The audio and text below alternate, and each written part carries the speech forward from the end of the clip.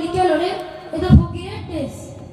আস্তাগফিরুল্লাহ, আস্তাগফিরুল্লাহ, কিসব আজে বাজে বকছিস সামির। এটা সুন্নতি পোশাক এবং আমাদের পূর্বসূরি বুজুর্গদের লেবাস।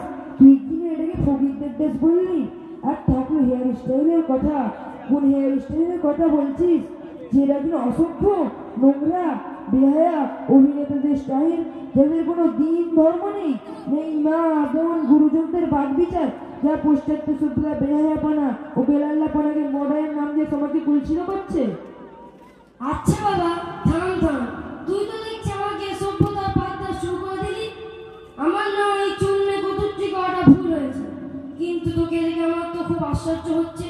কোথায় সেই সুন্দর প্যান্ট শার্ট পরতিস, কত হ্যান্ডসাম লাগতো, এখন হঠাৎ এই ধরনের লম্বা জামা পরে বেড়াচ্ছিস, এই জিনজিন কেন? এই প্রশ্নের উত্তর আগে তুই যে প্যান্ট শার্ট সুন্দর হ্যান্ডসাম লাগার কথা বললি সে সম্পর্কে বলি যে এটা সম্পূর্ণ সমাজ শিক্ষা ও মেজাজের উপর নির্ভর।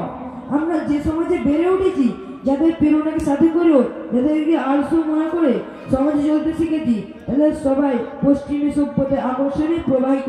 তাদের মধ্যে নেই ইসলামী শিক্ষা, দিনী মূল্যবোধ। তারা ধর্মীয় সভ্যতা ও কৃষি কালচার থেকে পুরোপুরি অজ্ঞ। এখন আমি ইসলামী শিক্ষা, ইসলামী দীক্ষা সম্পর্কে অবগত হয়েছি।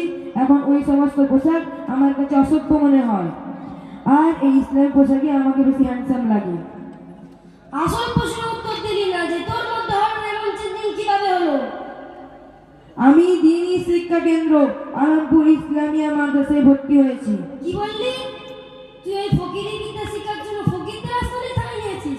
ছি ছি, তোর মতো বিলিয়ন মেধাবী ছাত্র এইভাবে নিজের মেধা প্রতিভাকে নষ্ট করতে পারে?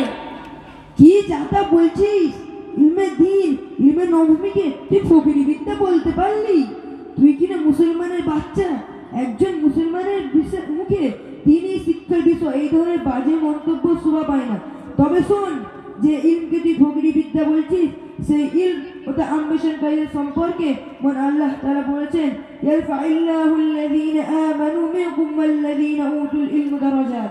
তোমাদের মধ্যে যারা মুমিন এবং যাদেরকে ইলম দেওয়া হয়েছে, আল্লাহ তাদের মর্যাদা বৃদ্ধি করেন। আল্লাহ রাসূল বলেন, প্রত্যেক মুসলিম নর নারীর ওপর ইলম অর্জন করা অতি আবশ্যক। হযরত ওমর রাদিয়াল্লাহু তাআলা আনহু বলেন, ভিক্ষুককে এক বস্তা দান করার চাইতে নিজের সন্তানকে ইলম দান করা অতি উত্তম।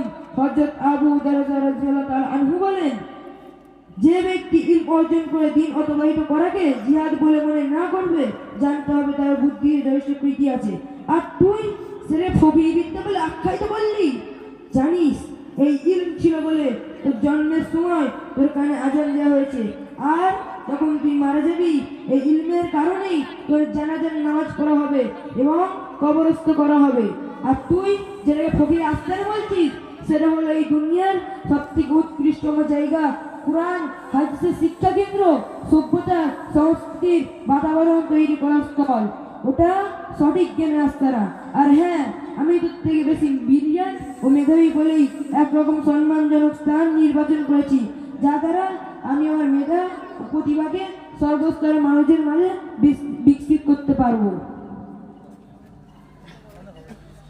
এই ইলম যখন এত সম্মানে, তাহলে এই মাদ্রাসার ছাত্ররা যথাযথ সময়ের বাদ বিচার ছাড়া জোড়াহাতে ভিক্ষা করতে পারো যে কেন?